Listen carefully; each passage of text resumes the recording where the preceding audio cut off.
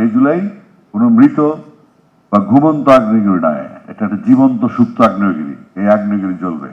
আমরা যেহেতু জুলাই ফাউন্ডেশনের সাথে আমি ওতপ্রোতভাবে সম্পৃক্ত হয়ে গেছি যে কোনো মূল্যে, আমার যত কিছুই হোক না কেন, আমি জুলাই যোদ্ধা এবং জুলাই শহীদ, জুলাই আহত যোদ্ধা যারা আছেন তাদের পাশে আমি সর্বান্তকরণে থাকবো এবং আমরা এটা বিশ্বব্যাপী একটা জনমত, যেহেতু আমি ঘুরে ফিরে গান বাজনা করি সারা বাংলা পৃথিবীতে, আমরা জনমত গঠন করবো। এই ফাউন্ডেশনের জন্য যদি সরকার যদি আসে আমরা খুশি হব, কারণ সরকারের দায়িত্ব এটা।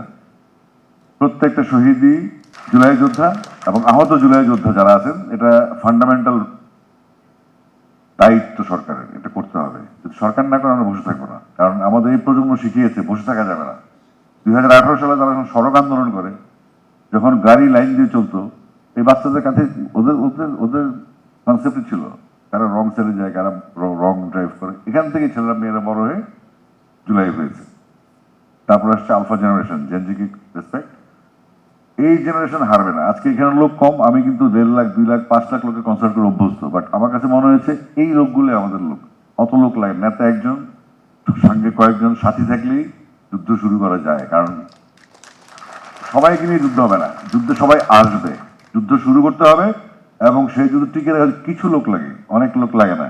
এখানে যারা আমরা আছি, মিডিয়াকে ধন্যবাদ, এখানে সংক্ষিপ্ত মিডিয়া আছেন, সবাই আসেননি, যারা আসছেন তারাই আমাদের লোক, তারাই জুলাই যোদ্ধা, তারাই জুলাই রক্ত ক্যারি করে। জুলাই ফাউন্ডেশনের জন্য অনেক কিছু করার আছে এবং আমি, আমার বয়স 54, আমি একজন পেশাদার গায়ক।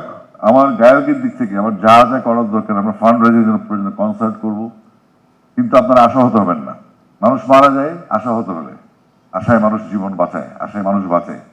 এই জুলাই কোনো দল মত গোত্র কোনো বিদেশি কোনো কারো কিছু না। এই জুলাই আমাদের জীবদ্দশায় দেখে যাওয়া একটা মাইলস্টোন।